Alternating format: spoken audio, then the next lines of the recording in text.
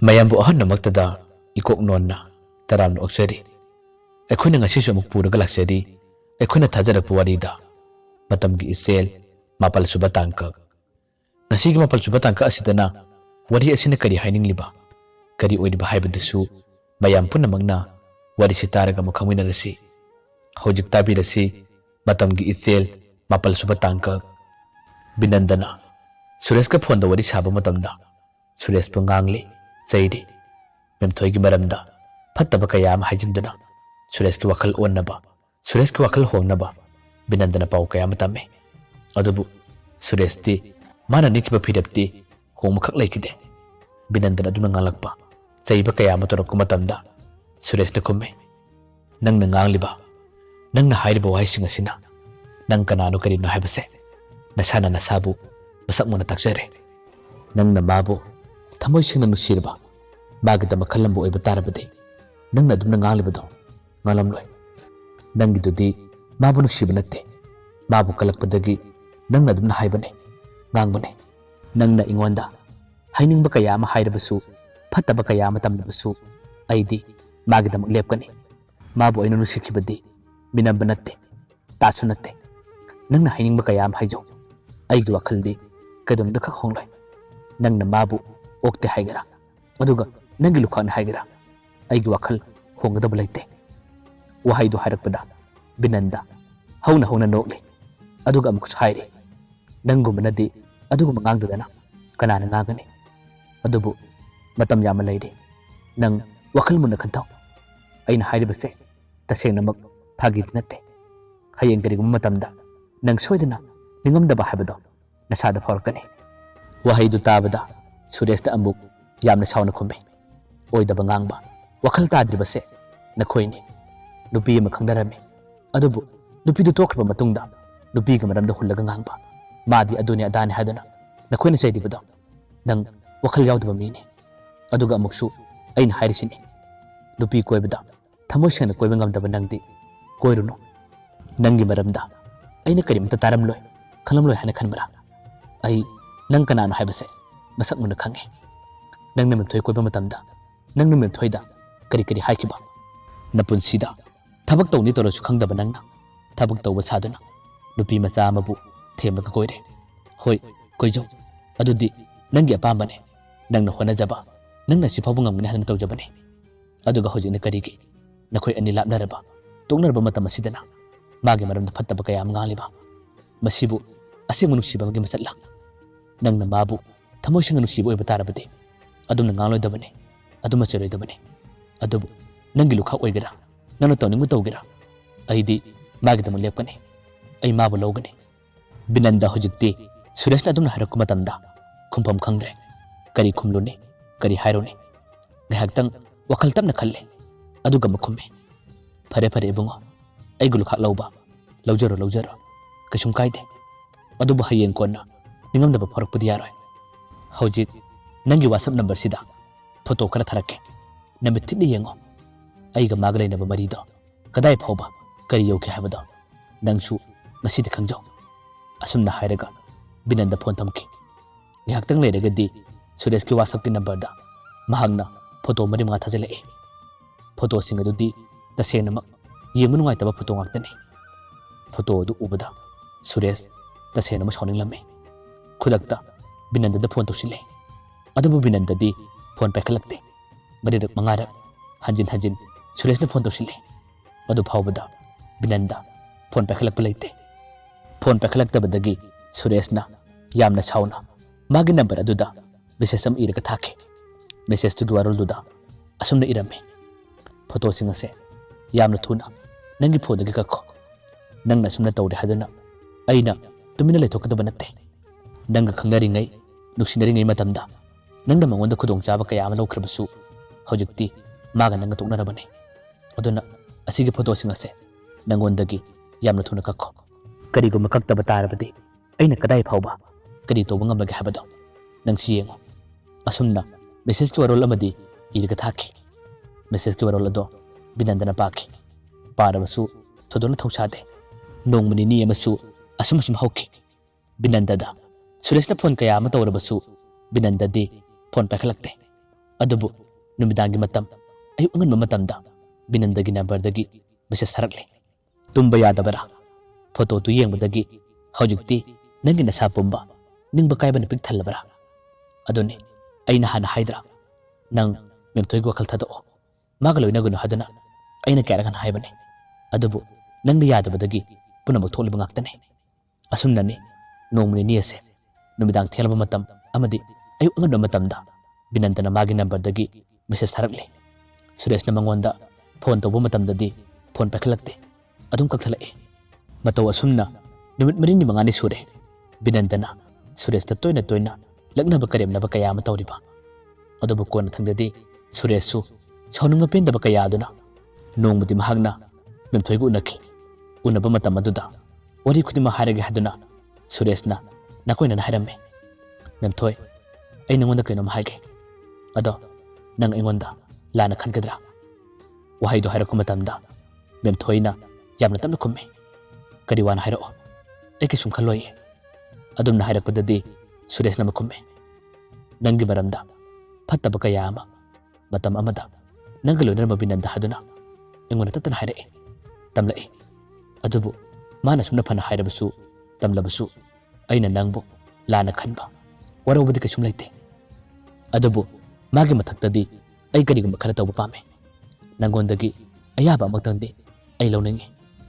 Wahay do hairakpada memthoy singdarame yamna pakan hange. Kari wano mana nangwanda kari haraglibano. Suresh na amuk nakoina nakumme. Kasum nateda pukjel pikpa wakal tadaba migi honabi pangangang liba haibuduni.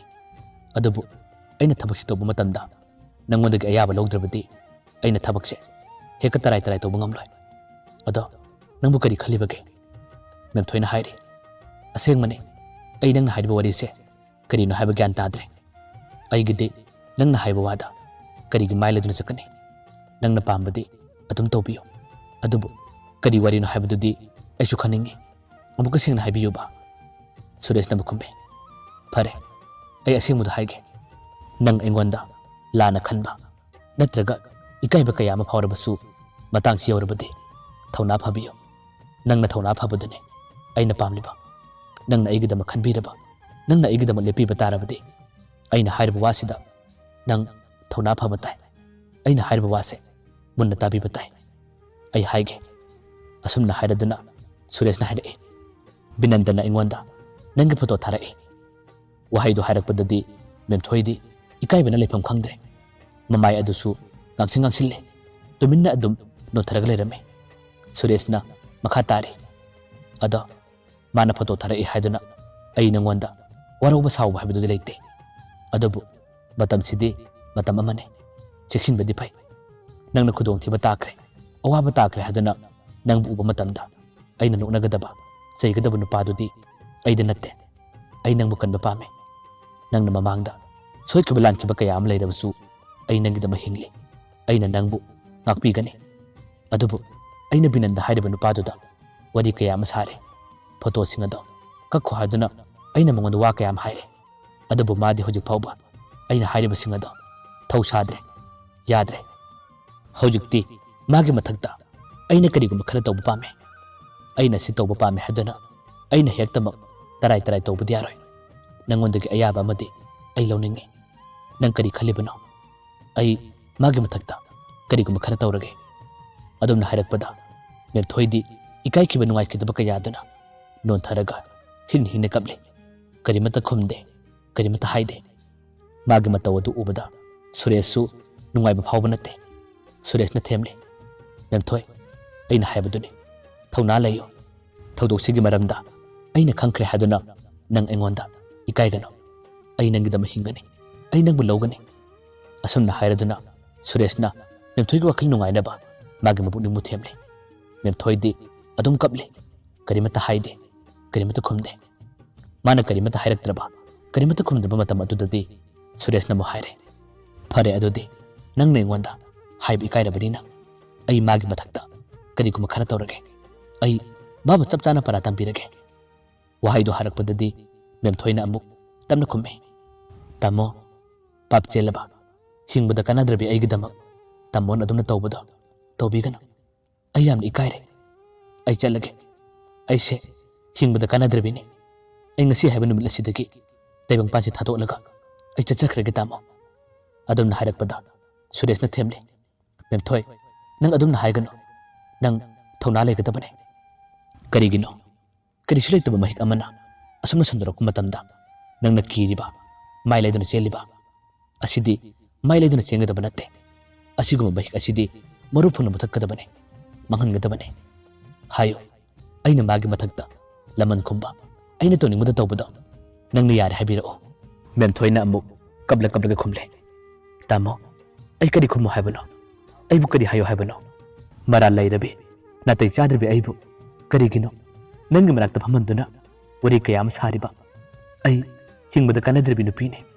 nangi na khutumangna aibu hatpiramo aina langjakhiba idal idugidamak ai ngasidi taibuk pachi thatolaga ai chachakhrage tamo aibu hatpiu se tamo asumna haiduna menthoi kabli Suresh na hairibu wai singudu pakhumde amata phawa pide ikai khiba nungai khidaba pendaba kayadana masana masabu saitadana kabli non tharaga dum leide Suresh na amuk tamna haire menthoi nang aina hairibase tasengna tabira roidra aina hairibasini nangna yaba pirabadi maguma nupade kasum natte aina magi mathakta kari kari toba ngamage habado nang siyengo nangi asiga thodoksina aina nangbu lana khanba warauba habadudi pusidudi oirorai ai nangi daba hingane nanga thajadragana ngasi hayeng sida akhoi ani chelasi aina nangbu kayam nusige aina nangi damak kayam khali habado nangsu khango adumna haiduna Suresh na memthoi bu wakhan nungai naba themle memthoi adu phawbada karimata khubba ngamde hingna adum kaple kona thangdadi Suresh na toina haijaba ngangba kayama tawbadagi memthoi na amuk tamna khumlai phare tamo na haidibu wado ai yarage adubu tamo na ingonda domutangi matam bibiyo binandagi number di ingonda yaude magi number do tamo na ingonda bibiramo aduga ai maga wari sanage wahai do hairakpada Suresh na makhume hoi number budi pige ado nangi wari sabadi aigi mangna sabadi kari kai nang phone parakpra memthoi na khume purai tamo gi mangda wari sarabasu kachum kaide adubu aigi sumangonda hainingba kaya ama leide tamo na ingonda lana khanbigano maga ga sanaba wari khudumak ai record tawjagani aduga aina tamo da loina tahangani aina haibase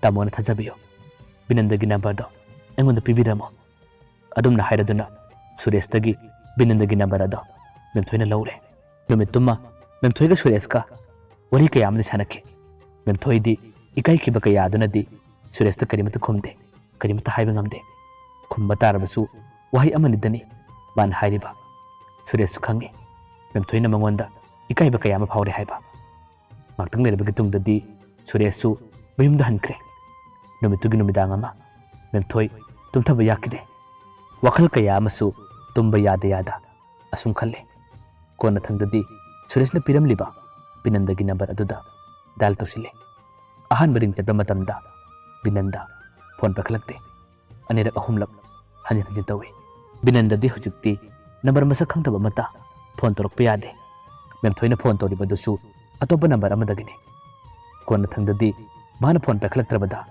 memthoina message thaki ai memthoine phone torakke warimda sanasi hadana message to hek pabadagi binandana handana memthoigi number da phone tosile memthoi su phone do pakhalle memthoi khunjen taba matamdadi binanda harau bani yadre matam kuina wari sana khidraba pau phone khidraba nupini memthoi na halo harakpada binandana ingna tamna khumle kari leirage matam kuina pau phone khidre ngasi phone torlibase kari haining bano wahai do harakpada memthoi su sauning manu ngai taba kaya ama leirabasu punna lotle aduga amu mana haire ai nang unaba pame matam kaya ama nang wari sanadaba pau phone darba matung asida ai nangbu khangning ningsing lai hayeng numita nang matam sangadra akhoi ni muktu unase wahai do harakpadadi binandadi harau bani yadre binandana kume hoi ai sunang unaninge ado mafum do hairo ai kadai dano ai lakeba memthoi na kume ꯑꯩꯈꯣꯏ ꯃꯃꯥꯡꯒꯤ ꯆꯤꯡꯖꯥꯗꯨ ꯈꯪꯕ ꯅꯠꯇ꯭ꯔꯥ? ꯑꯗꯨꯗ ꯂꯥꯛꯑꯣ. ꯍꯌꯦꯡ ꯅꯨꯡꯊꯤꯟ ꯄꯨꯡ 3ꯗ ꯁꯣꯏꯗꯅ ꯂꯥꯛꯀꯗꯕꯅꯤ. ꯑꯁꯨꯝꯅ ꯍꯥꯏꯔꯒ ꯃꯦꯝꯊꯣꯏ ꯐꯣꯟ ꯊꯝꯈꯤ. ꯕꯤꯅꯟꯗꯁꯨ ꯋꯥꯈꯜ ꯅꯨꯡꯉꯥꯏꯕ ꯀꯌꯥꯗꯅ ꯃꯪꯂꯥꯟ ꯑꯃ ꯁꯥꯒꯠꯂꯤ. ꯃꯌꯥꯝꯕꯨ ꯑꯔꯣꯏꯕꯗ ꯑꯃꯨꯛ ꯍꯟꯅ ꯈꯨꯔꯨꯝꯖꯔꯤ. ꯃꯊꯪꯒꯤ ꯇꯥꯡꯀꯛꯇ ꯋꯥꯔꯤꯁꯤꯅ ꯀꯔꯤ ꯊꯣꯛꯂꯒꯕ ꯍꯥꯏꯕꯗꯣ ꯃꯌꯥꯝ ꯄꯨꯟꯅ ꯉꯥꯏꯃꯤꯟꯅꯔꯁꯤ.